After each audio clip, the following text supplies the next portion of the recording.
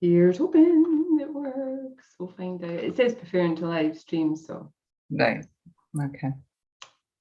We'll be quiet now as we're waiting for that to happen. And the only thing is I can't really watch it on YouTube because it doesn't go live for me on this. I'm going to close that bit down. Hi everybody, if you're joining us. Morning. Morning, yeah, or evening, depending where you are. Or evening, actually. Yeah. So we're going live now.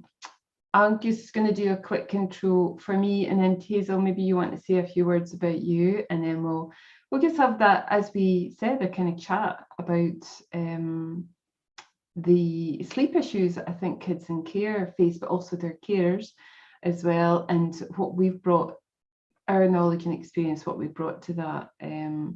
And I'm going to flip back and forward onto my browser so I can see if there's been any comments on the YouTube channel. We've never done this before. This is new. So, if you do put a comment, don't get offended if we don't immediately respond or acknowledge it or ever. We will do that at some point. It's just we're having to have this conversation and then check in for comments. So I'll try and do that periodically.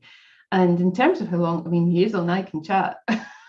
So definitely, yeah. How long have you got? You better get yourself a cup of tea and at least something to keep you going, because yes, we can chat, but you can obviously just listen into what you want to, and then just listen to the recording afterwards as well. That's fine. So we just thought it'd be, we end up having these conversations, don't we, Hazel, about things and sharing good ideas, and just thought it's about time we actually put it out to a bigger audience and see what happens.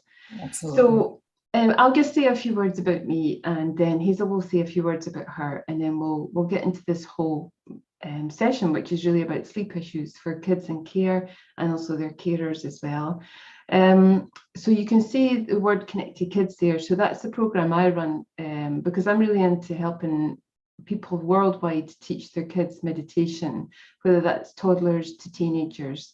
But I'm also a foster mum, and I started off doing that probably about 5 years ago.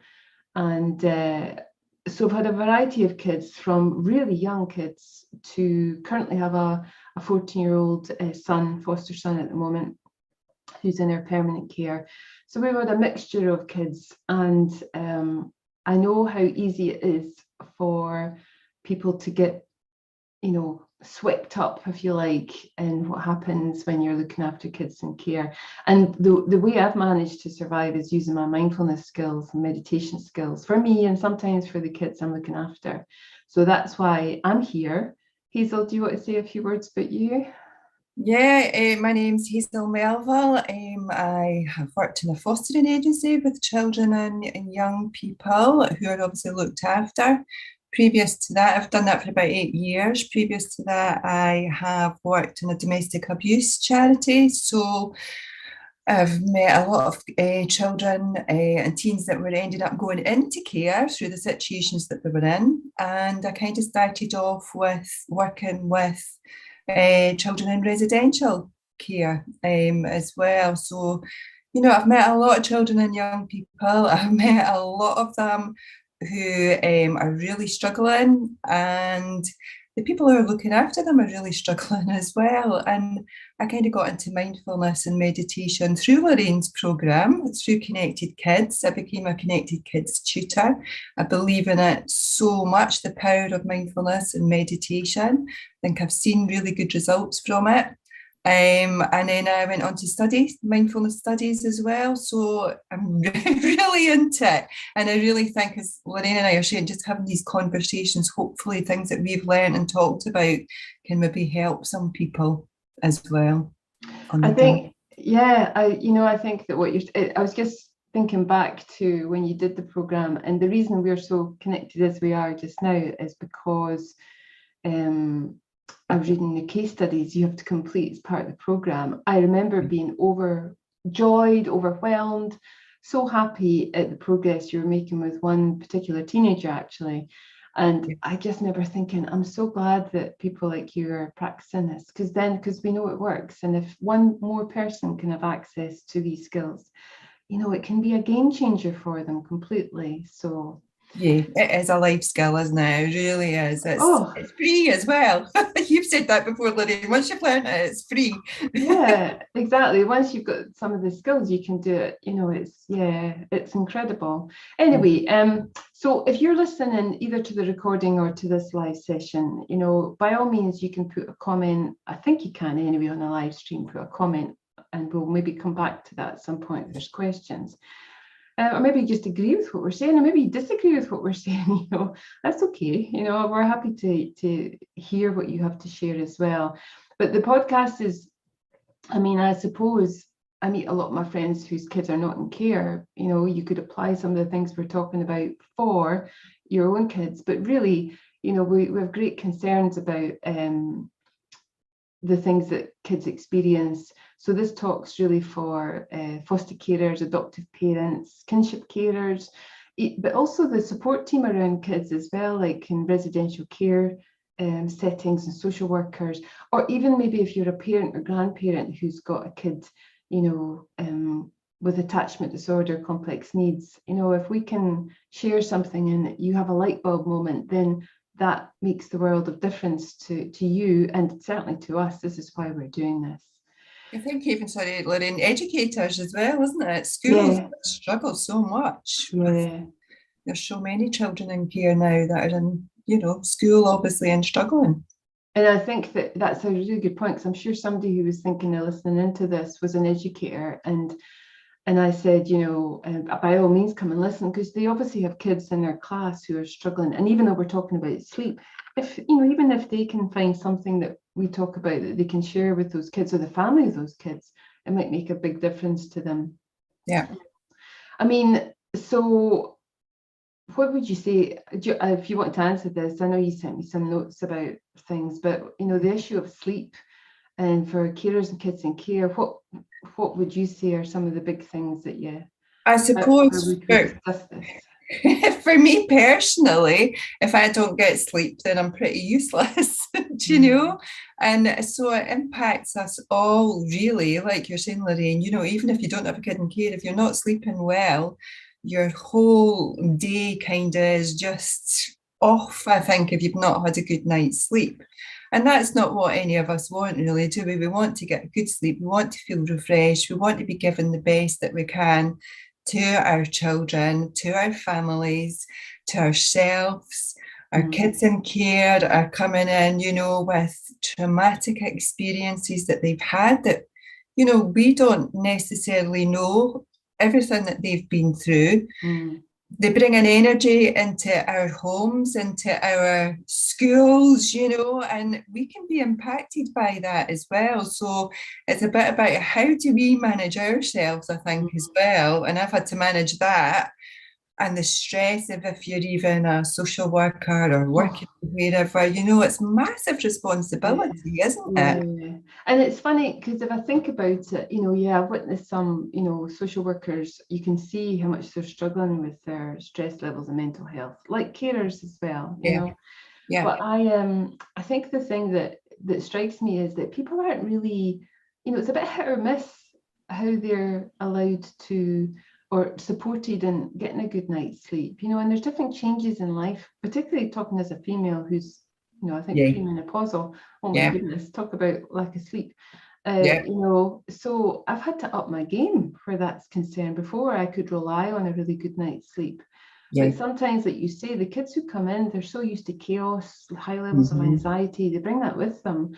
And if we're not careful, we get swept up in that. And then before you know it, your sleep gets affected. And then it's not just the kids with reactive behavior, it's us with reactive behavior, and it becomes a cyclone, a tornado of nonsense that goes on. And it really, and that's, I've seen it, I've been through it myself personally, where placement has broken down, when a kid has come to stay. And you wouldn't think it's all down to sleep, but if you're not even getting nourished psychologically, physically, in that sense, it's really difficult to function, during the rest of the day. And especially when you've got, a child who's struggling with the whole issue of sleep. If we don't take care of what we're getting, there's no way we can help them. There's absolutely no way we can help them. And I think that's it. It's remembering that, a lot of our kids in care, for them going to bed and going to sleep can be a real place of safety and they feel nice and secure and stuff. But obviously, for a lot of them, bedtime raises a lot of issues. And it's a time of separation, anxiety, etc. as well. So, I think we have to bear that in mind that, sleep can obviously be a very difficult kind of thing, and then as you go through the teenage sort of years as well, you've got the hormonal thing going on as well. Teenagers start turning night into day. So that I've seen foster carers going through terrible struggles, with teenagers who are up in the middle of the night. They're raiding the cupboards for food or whatever, that they're just kind of, and it becomes that ongoing battle as well. And sometimes actually not feeling safe either. When a child is up and prowling about in the house, etc. How do you manage to switch yourself off from that too? But I think it's looking at the whole day and the whole process more than anything as well. Leading up to the sleep too. Because I think there's this misconception, and maybe going to parents who don't have kids in care at the moment, but I think there's this misconception that if we do lots and lots of stuff with them, we physically tire them out. And then if they'll just drop into their bed exhausted. But actually, I think sometimes it's not so much the physical nature of it, it's the mental nature, taking care of that mental activity and stress that they carry. Like you say, for some kids, for us, we think, oh, going to our bed. I know myself, when I go to bed, I'm like, why did I wait so long to get in my bed? But for kids, going into a room where the lights go off and the doors, where they want to open or closed for safety's sake. I mean, my foster son will not sleep unless his door is closed. And even then, if the hall light goes on and the door's closed and it's on for too long, that wakes him up. It's like there's some kind of trigger for him that means something, whatever that means. So we're aware of that. We do our best to. It's not about noise for him. It's about the light, the door being closed. That sense of safety, that safe space. They're so hyper vigilant, some of them, aren't they? And so, if we're doing things during the day with them, like you say, Lorraine, a lot of kids will go to clubs or whatever during the day and stuff, so that we're trying to make them make friendships, etc. as well, can always be a struggle too. But that kind of getting into that routine where it's actually just wind down time for a bit before bed. And, for teenagers particularly, a lot of them are on video games later at night, and that's stimulation for them, isn't there? And how can you expect them to come down from that? Or I've seen, male foster carers kind of maybe coming home from work and want to connect with their kids and maybe play a video game with them or play a bit of rough and tumble with them and stuff as well, but you're actually firing them up. So it's kind of looking at, when do these things happen during the day? And some kids just can't even manage any of these things because they're just too on fight flight. They're ready, and we have to kind of keep them calm all the time. It sounds boring, but well, it's funny because and I think some of the people listening to this are not going to like what I'm about to say, but my rule of thumb is no tech in the bedroom. No TV, no video games, no phone.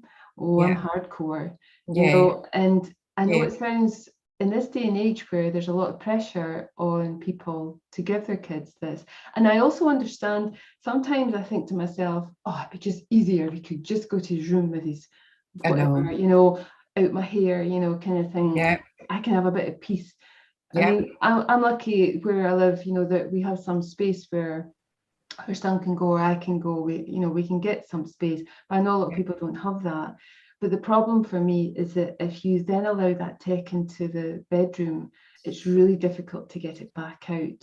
And then you end up, it's too much a temptation for them. They don't have the way that their brains are wired, makes it very difficult for them to resist the attraction of using it when they're not supposed to be using it. So it's much better to just take temptation out the way and say, you're not having that in your room. I mean, my son only gets, for schoolwork, he gets to use his iPad in his room at his desk. but that's it. The rest of the Yeah. time, his phone, everything is out in the living room, you know, Yeah. and it just means then that you have better boundaries for him and for yourself, you know, Completely. with that. Otherwise, it is really, really difficult. And he's 14 and a half now. We still apply that. When he came here at the age of 12, you know, we started that, but you know, none of his friends have to do that, but that's just the way it is in this And house. that's the hard thing, isn't it? You know, for kids who are in care, when they feel different already, Oh, you know, from so many people, and then we have to put these boundaries in for them as well. It's so, so difficult for them, but yeah. it's trying to realize that we're doing it for their own good. Because I know even myself, you know, some nights if I've gone to my bed and I've taken the iPad with me or something and had a look on social media or whatever, it's the worst thing possible. It feels great while I'm doing it. I know. You know, and I get totally into it and my mind's gone and I'm looking at it and then I'm like, bang, I can't sleep. I Do know. you know? I just can't sleep. I can't switch my head off and I'm still seeing that blue light probably going as well, you know? So yeah, it is so hard. So I think that's one of the key things for me. And if you're in a situation where, you know, you think that's impossible, there's no way I can remove that from their room, you kind of have to, if it's possible, depending on their age, of course, because one of the things I find with kids in care is that they feel such a lack of control in their life. Yeah. And I get that because they've had so many changes sometimes, they've had absolutely no say. So they get to this boiling point where they're just like, I'm fed up, everyone's in control of my life. So I feel like, you know, being able to discuss, negotiate, to talk about, you know, for me, it's like I talk about my concerns for their welfare, their well-being. You know, I love them. I want to take care of them. It's not punitive. It may seem punitive, but it's not. You know, it's so that we can live, you know, as best as we can as a happy family, given teenage hormones and everything else that goes on. But you know, because otherwise, and also it's about the schoolwork, and I think sometimes we underestimate how powerful it is if we consistently say to that young person, I care about you. You mean the world to me. I need to do this because I want to take care of you. And they might resist it. Oh my goodness. I mean, I've had even now, my son still says, I don't need anyone to take care of me. I'm fine. You know, and you're just like, I hear you, but I'm still here and I'm still going to take care of you. But you can almost see a softening sometimes. You see the bristle, but you can also see a bit of a softening sometimes when you make that. You're really, if you're listening to what their concerns are about it, and if they're honest about that, etc. as well. And like you say, Lorraine, kind of can come with some negotiations about that. You know, let's put this into some sort of negotiation. And you know, you definitely get better results without a doubt. They need to be seen, heard, and listened to. You know, without a doubt. And I don't think, you know, don't go in with any hidden agenda. Be really honest with them. You know, don't think you can kind of sneak it in with, you know, and we've got them to agree to this, because that won't work. These kids are far too savvy. They've been through far too much to, you know, they've been in survival mode, you know, for better expression. So they're going to suss you out at, you know, 500 yards if you try and do that. But if you can kind of, you know, it's not been easy sometimes. I'm not saying I'm making it sound very simple. It's not. We do get a lot of resistance, but at the same time, we're really kind of clear why we're doing it and to help. And plus, I suppose as well that when he is with us and he's not in his room, and even if he's on his tech, you have to show a certain degree of interest in the things that they're interested in. Even if you think, oh my goodness, this is so not what I want to talk about. But you know, the gaming or the, you know, the things they find on Instagram or whatever, you know, you just, you know, it's like a kind of, to a certain degree, if you show that interest, then they're more willing to not have to have that tech in their room as well, to be honest. The one thing I'd say is, it's interesting, when we were getting ready for this wee chat, I was thinking about Mons, and he's been very reactive the past, I'd say, like past few days or past week, and it's a bit unlike him because he's quite settled with us now. It could be hormones, but I'm also wondering, we've kind of allowed him to have a Kindle in his room, because he loves to read. And Yeah, I'm suspicious that he's maybe using that even possibly. if his lights are out. I mean, you remember as a kid, don't you? You used to Yeah, be under the bed cupboard with your torch or whatever you could use to read the book because you really wanted to yeah, be exhausted the yeah, next day. yeah. So again, like I'm saying to everyone here, I'm just going to have a wee chat with him about it and see if he is, doing that, and just explain to him if he is, how that's really going to affect our family dynamics if Yeah, he's going to be really tired in the morning, and I not sleep know. well. Yeah, Um, because it's being consistent with it as well, isn't it? You know, and I think that's really difficult because I've witnessed that when I've worked in residential care with teens and kids and stuff as well. You know, you may have a consistent routine with one person. Like I worked with younger children sometime as well, and reading them a book, a story, etc. as well, and you kind of can get them into that routine, and then somebody else comes in and takes over, and then that routine's just gone, bam, mm, etc. as well. Getting them into the routine of a bath with a bit of lavender or something, and really calming them down and reading the mm, story and mm. whatever. And then, as I say, you have different staff, so there's those kind of differences for some people, whereas at least if as a carer or something, if you both have the same consistent Mm, rules in the house sort of thing. I hate mm. saying that word rules, but if you have the same routines going, then it makes them feel so much safer as well. They need Yeah, consistency. yeah. And that's the Mhm. thing, a lot of people, I mean, we know this through our training, don't we? Everyone who's in the care system, Yeah. that kids need to feel safe. That's Mhm. what's creating some of the big issues for them. They don't know how to consciously do that. We have to almost like, you know, do it for them by doing some of the things we're suggesting, removing that the temptation, Well, and that's speaking it. to them mindfully about the things that they're struggling with, and even if there's massive resistance, reaffirming to them over and over again that they're very important in this world and this is why we're doing it. We've um, got schools sorry, Lorraine, we've got schools as well, where kids are coming in and they're just unable to actually cope with any yeah, schoolwork. I've known school yeah, teachers who've had to send kids for a little sleep, as well, and have a nap because they're just so tired. I So know. it really is a big issue, I think, particularly at the moment when a lot of us haven't been feeling safe as well. We really need to get kids into a good routine of sleep, and feeling safe. I think so, but we need to practice that too. So the no tech kind of rule has to apply to Absolutely. adults.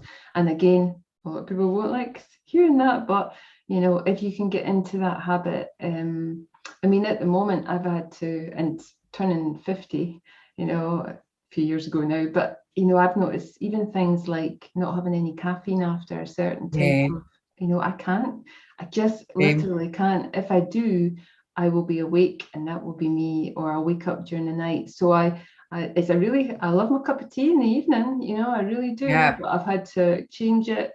And so that I Yeah. don't have that anymore, I it's one of the things I have to do.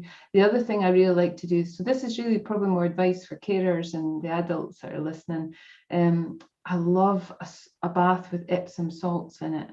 Yeah. So Epsom salts is it's like giving yourself a huge dose of magnesium, and you kind of Yeah. need magnesium to help with your fluctuating hormones, and it's really helpful for getting a good night's sleep as well. It's great for your muscles, and plus, as Hazel was saying, with a wee bit of lavender oil in it, it will just be really a powerful, in a nice way, a powerful sedative, so Yeah. you'll feel more relaxed, you'll be able to switch off more. That's definitely my go-to for it. If I've been feeling kind of stressed or whatever, it's right, I'm going to have a bath tonight, and I can kind of make myself do it. It's like you sort of say, why did I not go to bed earlier? I kind of sometimes go, well, God, why did I not just run myself a bath or whatever? But I also physically kind of just imagining myself.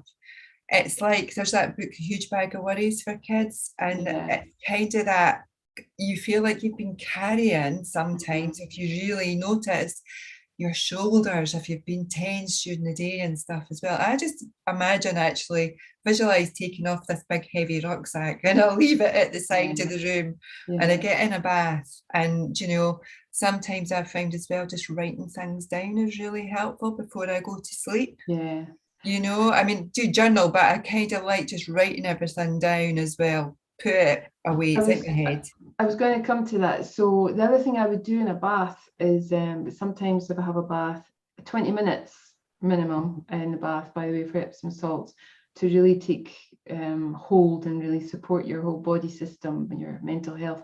But I sometimes just imagine that, like you say, all the crap that we've had going on in our life is like left in the bath. And when I get out, I just symbolically imagine all that day has just drained away. That's a great idea. It's not just about, I mean, if you practice a wee bit mindfulness, you can go through things like the temperature of the water, the smell. You can add bubble bath as well to it. You can do that too. It will not stop the Epsom salts from working, but you have the sensation of warmth. The sound of the water if you're splashing around, just using your senses. And then when you're having those thoughts jumping in, you hear a sound and you think, oh, just let that, imagine you're letting go, letting that kind of energy of that day go into the bath, so that when you step out of it, you feel different. And I even sometimes, I have a quick shower as well after a bath as well, after I've been in it, just a very, very quick, just like, right, okay, I'm out the bath, but now I'm just going to give myself an extra boost by doing that too. And it's very, it could be your ritual. It's something that you support yourself with, and it helps your sleep, but helps your mind. And then the bit about writing, what I've noticed has also really been beneficial for me, as well as just writing down all your day.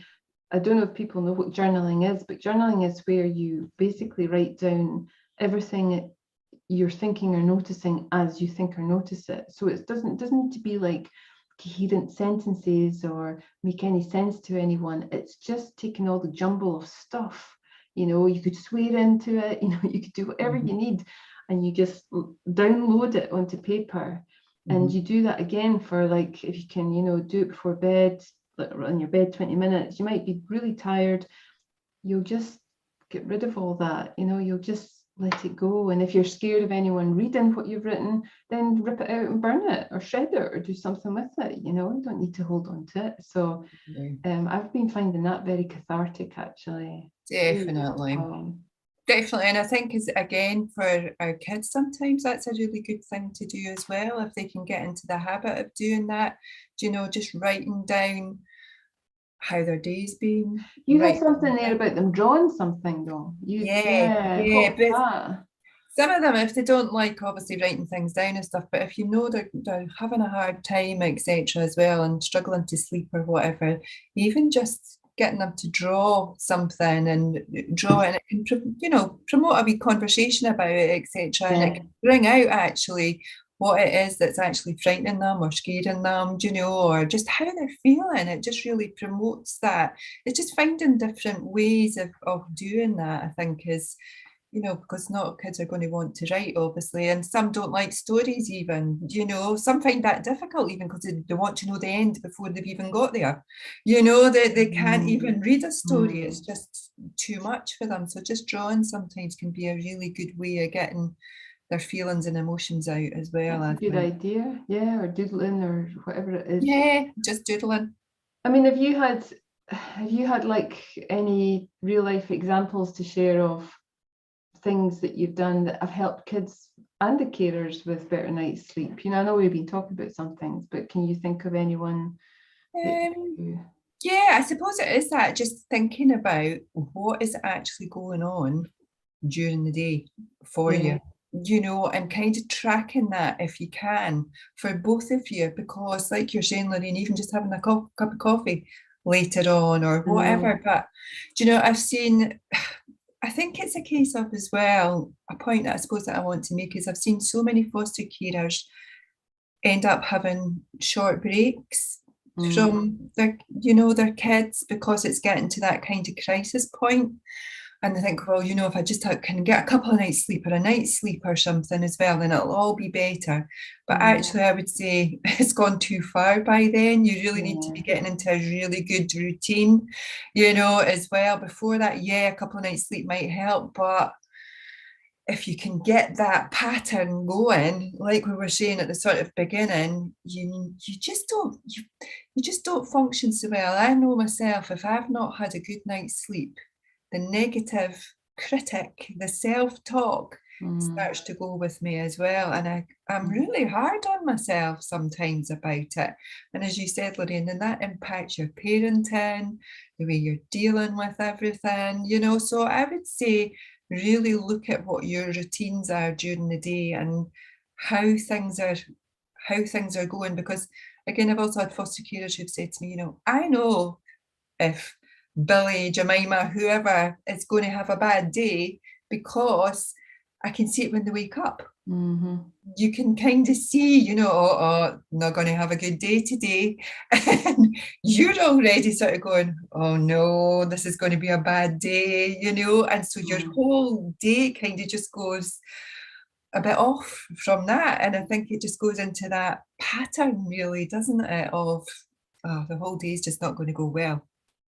I think, did you not say as well, when I was reading, our notes for this talk, you said something about, them having something to eat before they go to bed as well. Like definitely the simplest things, like building the serotonin, and because trauma impacts your serotonin, and that's becoming more and more, there's studies on that, etc. as well. So if we can serotonin being and the kind of making you sleepy and switch off, etc. as well. So there's foods that you can kind of get your kids to eat as well. I mean, I'm not a dietitian, but there are kind of, like just a milky drink before bed. A lot of people do that already, but say a banana smoothie or something. Banana's got a lot of that in it as well, So oats, I think, as well. I can look more up basically, or you can look them up, what kind of foods include these. But, that kind of routine about just kind of, coming down, maybe a story or whatever and stuff as well, bath and a milky drink. I suppose it's taking it back to how we were as babies, really, isn't it? Look how well babies sleep. And not a care in the world. And don't underestimate how, just because someone looks like a teenage boy or girl, that they also need that. There's sometimes, I think sometimes we look at them and think, oh, they're too old for that now. Yeah. And actually, I think my son, he doesn't have supper. Sometimes he does, but I think we might need to, as he gets older, we might need to include that, so that he's one of these kids who he doesn't really ask for food and he doesn't take it, it's kind of, he waits to be fed. So no matter, us saying to him, you can go and get something if you're hungry, but I don't know what the background is to that. He just doesn't. So, making sure that he's maybe had something just before he goes to bed, a bit of toast or whatever it is. I mean, obviously kids can have food intolerances, and if you have bedwetting, I understand you wouldn't necessarily want to give a milk drink to them. I get that, but a wee bit of banana or something just for their body to digest, not right before bed, but an hour before bed, is going to help them settle a wee bit more. Yeah. And I also think the kind of you could get them to. It might be that you play some music for them, some relaxing music, or, it could be a meditation that's been recorded. One of my favorite apps ever is the one called Insight Timer, because it's got thousands of, meditations and lots for children and young people now. And you could go to that and just let that play, in their room until they're asleep, and then take it out, take it away. Just something to wind their head down. Yeah, I think I've heard a lot of people using that, and I think as well it's really good if you can record a wee meditation yourself, so that if it's kind of they're feeling insecure and whatever, if they're hearing your voice, that can be really, really nice for them as well. You can also, what I've kind of done with some kids as well, is you can buy soft toys with a heartbeat in it. Okay. Yeah, but I've even got like I bought a a soft toy dog and stitched a little heartbeat thing into it. And I've seen a couple of kids have really enjoyed that, and just the Oh, soothingness good. of the heartbeat and in the soft toy is really good for them. For some kids, that's the only kind of sound they can kind of really deal with, Yeah, so yeah, just hearing that heartbeat going just yeah. makes all the difference as well. I think you can only get one sometimes that just lasts for a little period of time, but they can press it and it just comes back, and it's just so soothing, as well. We know how it feels to just hold something Mhm, sometimes, don't we, as mhm. well? So having that and listening to the heartbeat's really soothing. It's a good idea, yeah, to kind of, we take for granted and we think the room that they've got is, perfect as it is for them to sleep in, because you're giving them a safe space in the bed and, Mhm. but even, just checking out the smallest of things can make such a big difference. We have a blackout blind as well as curtains. So there's absolutely no light. That's how he likes to sleep. I know some kids like to have a light on, but that's just check it. It's not like there's a perfect way. It's about what's right for them. For them, Things like, the wardrobe doors have to be closed. I get that. I remember being yeah, worried about what was underneath the bed, as a yeah, me kid. too. And you're like, oh, because your imagination is, the way the brain works is that your imagination doesn't really start to fully form to move into a more logical part of your brain until you're about the age of 7 or 8. So anything before that is real, even if it's Yeah. imaginary, it's real to them. So it can be really scary if, again, you might be taking on kids who've been exposed to, video games that are violent or seen From such a films or young age, TV yeah, that are violent, far too much for their brains to process. yeah, Just even having a check around the room and just mindfully going in and kind of try and put yourself into their shoes and thinking, is that soothing? Is that soothing? Would I like that? How would I feel if I were lying in my bed at night? Is there a small light I can put on? Or does it need some soft yeah. music or the heartbeat thing? Are they warm enough in bed? Are they too hot in bed? You Yeah, know, because there can be sensory issues as well. Do you know, if things aren't working, there may be sensory issues. So many kids nowadays do have sensory issues. So, like the weighted blanket thing can help. I think a lot of people have yeah, switched on to that now, do you know, as well.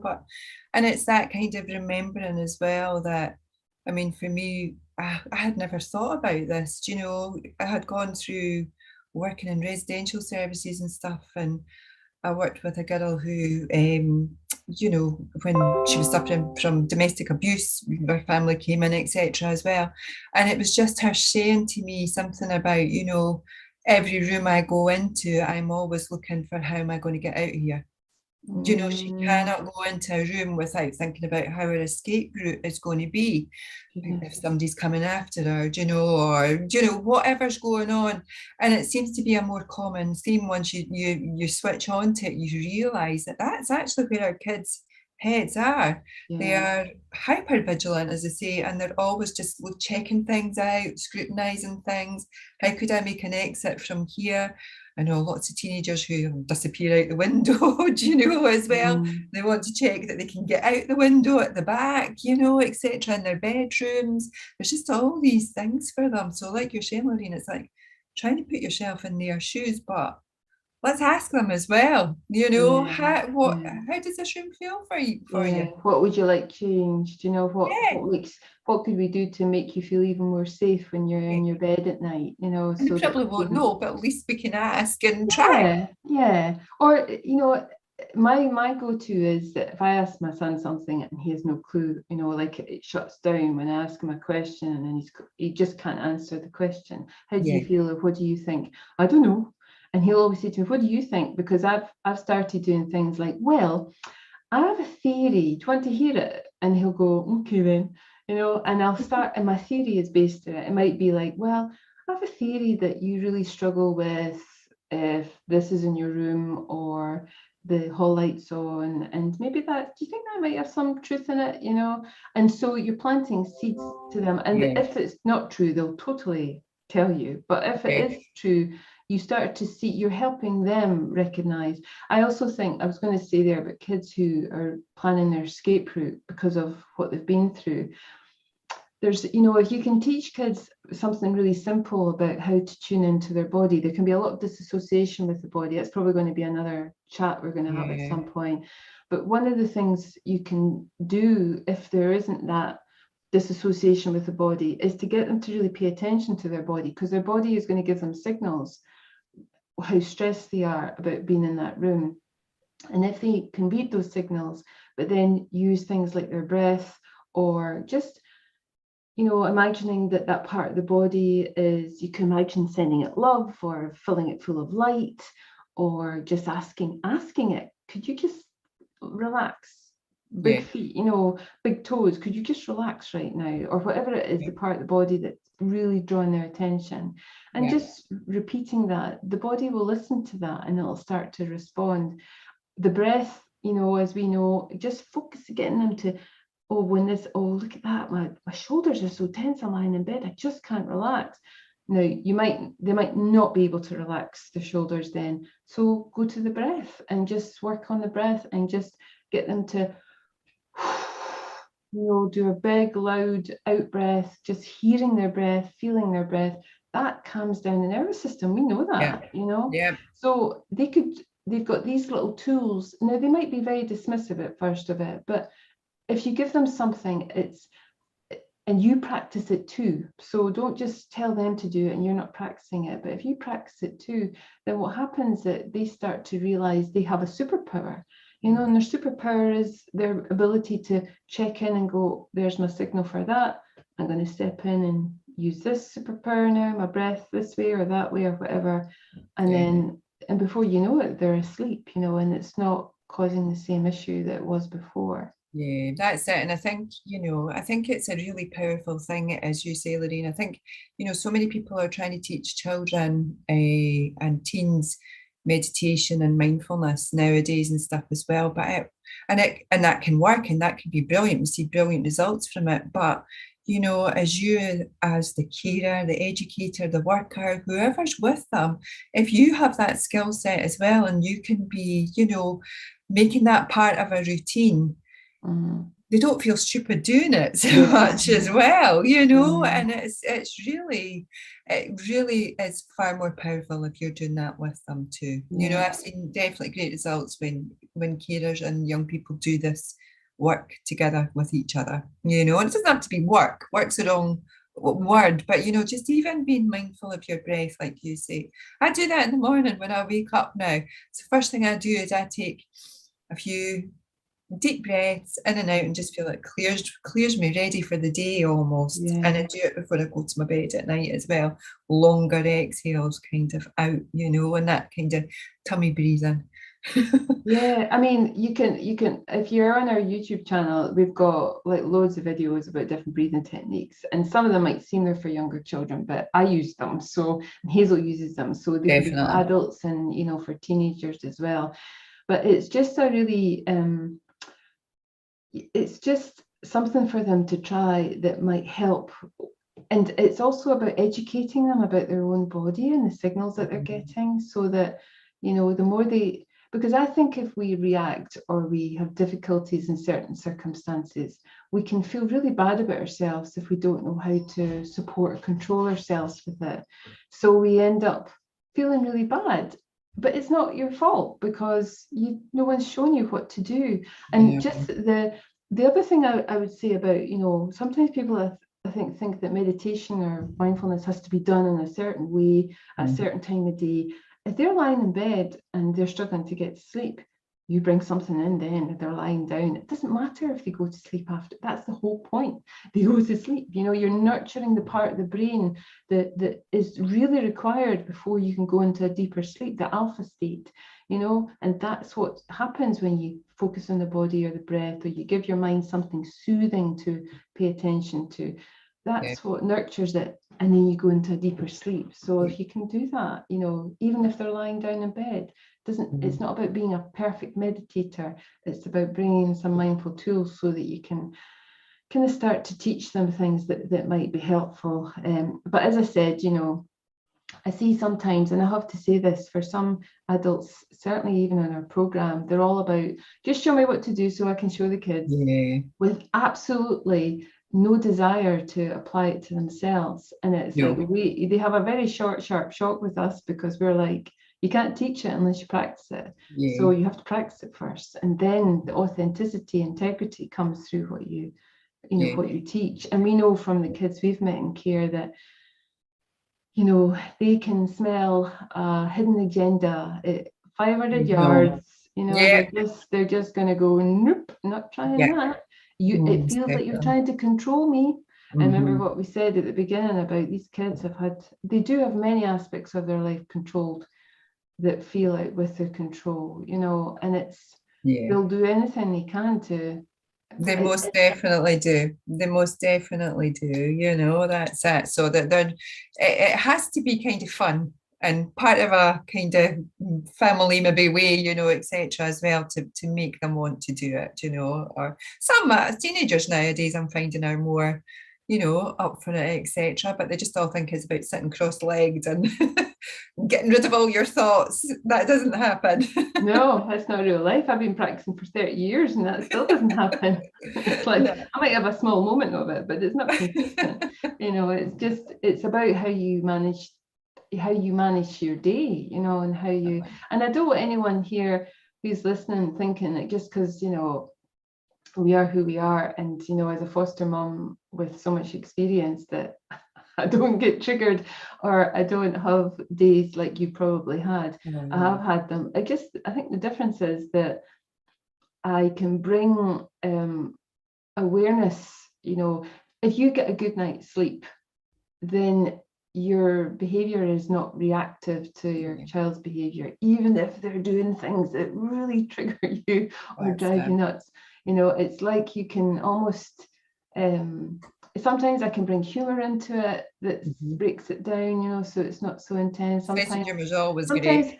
Sometimes it makes me realize if I don't remove myself from this conversation now, it will kick off. I'm going to remove myself from this conversation, so I don't need to be part of this at this moment. And I usually explain, to my son, I'm like, this conversation's turned into a monologue.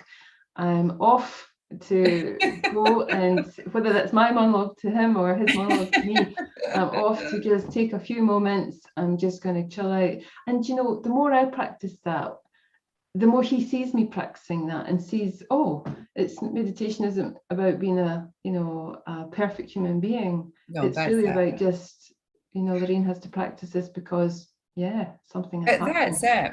And like you, Lorraine, I have all my mindfulness meditation practice and stuff as well, but I still have times, where I can't sleep or I'll wake up and stuff as well.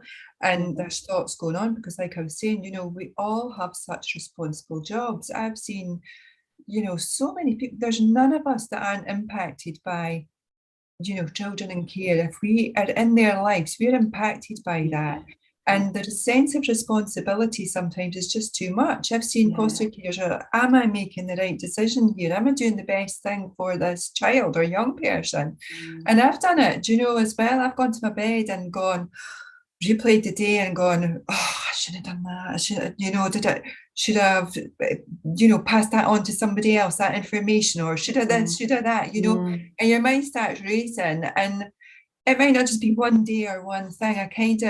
I always say that if I'm not sleeping properly, it's ironically a wake-up call to me that something's going on that I'm not comfortable with, and I think practicing mindfulness meditation makes you start to realize these things as well. So I realize it's a wake-up call to me, and I kind of look at it and think, right, okay, am I just taking this too seriously? Because I do have a bit of I can think life too seriously. I forget sometimes, when things are difficult, we're doing difficult roles. We forget, like you said, Lorraine, to just lighten up and laugh sometimes about things. The humour can be lost, So I do that. And if I'm writing things down or something as well, am I taking this too seriously? Am I delegating things? Am I asking for help? Am I speaking to somebody? How is that impacting me and making me not sleep? Yeah, totally. I think the more there was two things there I was thinking of. I would like to finish this wee chat on, and maybe you want to think of something too. I think when I've struggled as a foster carer, and I have at times, it's been really difficult, and it can be it can be a lack of sleep. It could be other things that contribute to interfering with my energy levels and lack of sleep.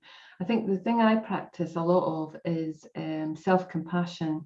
And self-compassion, I think we've got a video on this channel with self-compassion, but it's the ability to recognize what you're going through as you're going through it, and realize that you're not alone with that there are thousands, millions of other people just like you in this moment. And it sounds really simple, but when I've practiced it, it's made me feel, because what's felt really difficult as a foster care is if I feel like I'm not a very good one, and I feel completely alone and think I'm not a good foster carer, I'm not a good foster mom, I'm all on my own with this. And when I realise, when I take a moment, it's almost like stepping back a minute and going, hold on, there's loads of people who've been through this moment like this. Doesn't matter who they are, you know, they've all felt like I'm not very good in this moment. And that realization I'm not alone with that it seems to like lift something inside me that's, you know, that's been crushing, you know, and just makes me feel a little bit more settled in myself. And then the other thing I've started doing quite frequently actually, when I'm getting triggered and when I'm like, you know, oh, my ego gets like, you know, it's not very happy at what's been said or done at that moment. Because of my meditation practice, I asked myself a thought, what would love do in this moment? And that love might be, for me, it might be like, Lorraine, if you love yourself, remove yourself from the situation, or don't keep going on and on and on about this, trying to prove a point or whatever, you know. Or maybe if it's for my foster son, what would love do? It might just let go, or it might just say, do you want a hug? You know, and we end up in a hug rather than in a argument, you know, that was brewing about a particular issue. So these are my two top things I would suggest to anyone listening, even as a social worker. In your head, what would love do, you know, which is not something we talk about a lot in our day-to-day lives in the care system, but it's the missing ingredient as far as I'm concerned. Well, there's the promise now, isn't there, you know, in Scotland, kind of, and it is trying to talk a little bit more about love, because as you say, Lorraine, that has definitely been missing, you know, for just being able to say that word, you know, is massive, really, isn't it? You know, but yeah, I think there's a whole host of other conversations in there, though, really, isn't there, as well, about, you know, how we get triggered and stuff and how we feel.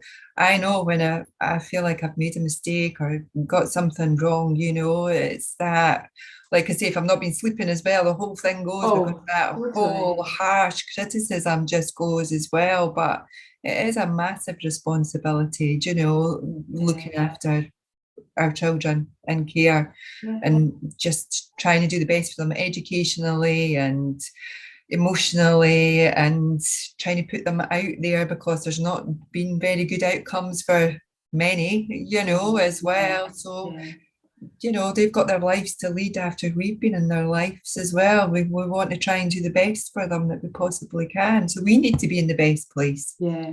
So Epsom salt baths, maybe a bit of lavender if you can. No tech in the bedroom. That goes for you. I'm talking about for the adults listening to this. Tech in the bedroom. You know, just finding a way to relax yourself, and even napping actually during the day. Sometimes if I've had a really bad night's sleep, if I have a short nap, that restores my energy so that I'm in a better place. We feel very guilty about naps, I think sometimes. It's like, you know, or we don't want to admit we're getting older. I have no idea, but by God, a power nap is just like amazing. If you can give yourself 15 minutes to do that, set a wee timer. And if you start to take care of yourself that way, and if you want to teach kids like breath or body awareness, meditation or whatever, practice it first and then start to, you know, at least you'll be in a better position to support them and then start to bring it into their lives. And like we say, you know, all the things we've discussed, anything you think, don't do all of it. Just pick one thing and go, oh, I'm going to try that. And you can always come back and listen again and listen to our ramblings and our haverings. Yeah, exactly. Yeah. Everything going on there. Anything else to add, Hazel, before we finish? Or Can't think of anything at the moment, but I'm sure as soon as we come off this conversation, I'll go, oh, I should have said that. I think there'll be a few more. So just for anyone listening to the recording, or even to the live session, if you've managed to find it, I hope you have. I've sent you I've been sharing the channel link, so I'm hoping that takes you to the live broadcast. Who knows? But you can let us know afterwards. But we will do more. We're planning to do these monthly, aren't we?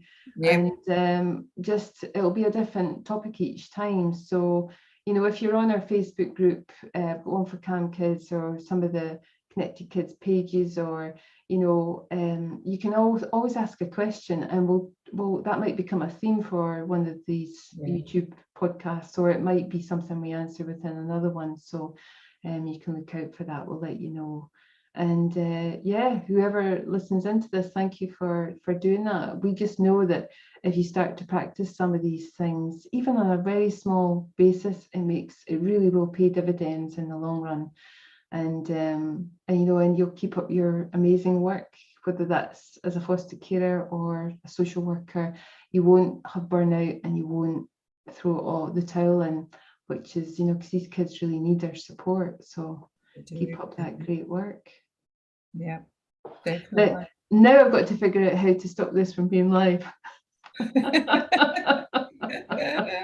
Stop live stream. There you go. So bye.